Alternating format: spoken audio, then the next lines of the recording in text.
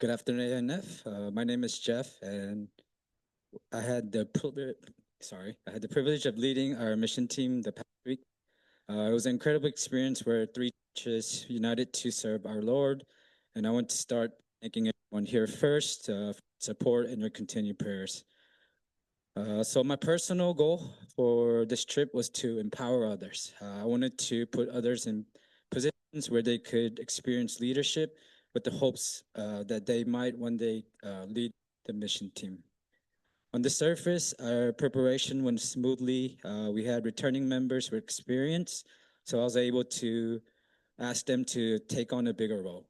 Josue, who is a native speaker, made it easier for us preparing anything that had to do with Spanish.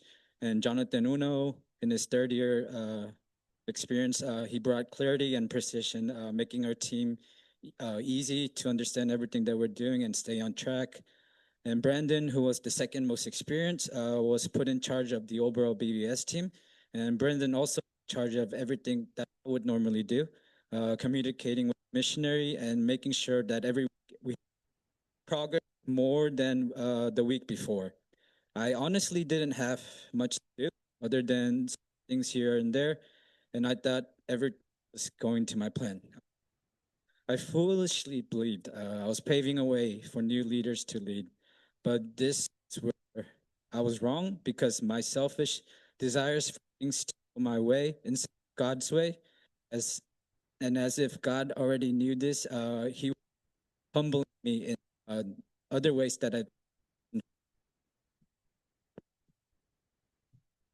Uh,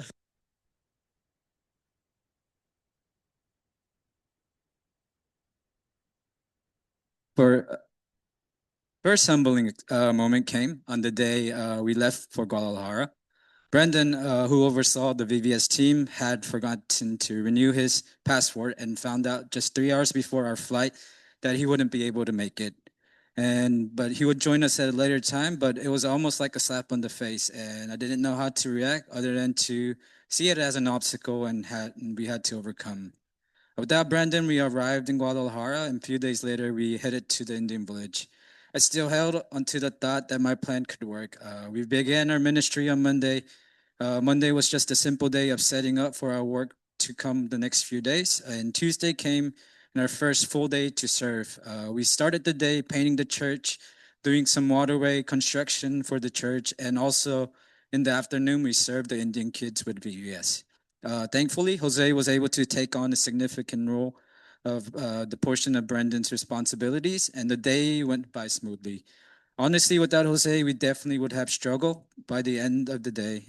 And also, Brendan was able to join us, and everyone, even though we were exhausted, I thought everything had gone well. But this is where my second humbling experience came, and after a full day of working, uh, Jose received a call from his mom and could no longer continue the missions with us. Our team due to a family emergency, and he had to leave the very next morning. I was a little shocked, and in an attempt to whatever we can do, I started talking to Jono, and then trying to figure out what we needed to do. A thought popped into my head, and it was something that PD always emphasized, not to myself, but to all of us, that we can't let our experience dictate our next move. Just because we are experienced, it doesn't mean we get to make decisions. Instead, with experience, we should learn to rely on God even more. It was at this moment I realized that I was never the one in control, and in honest, God was humbling me because I was not relying on Him. So in silence, I repented and asked God for forgiveness for wanting to be in control. And God showed me in an instant He can take away everything from me. I relied on myself and on people more than I relied on God, and God humbled me very fast. After that, I prayed to God. If it wasn't too late, I asked Him to change my mindset and help me rely on Him more. And that night, in our emergency meeting, instead of telling people what they needed to do, I asked God first what we should do, and God quickly answered. It was as if everyone wanted to step up and do more. God showing me that He didn't need anything from me other than my faith, and I realized once again, when I rely on Him and myself, other than myself, He will do everything for us. It became clear that is his mission. It's not the leaders who are in charge, but it is God who is ultimately in charge. He will do everything for us when we rely on him. And mission field is not about going to show off what we can do, but going to see how God is working in the missions. As humans, we want to control every aspect of our lives. But as Christians, we need to learn and lean on God and let Him be in control. It's never about the results, but about the intent. When we truly believe that, God will work for us.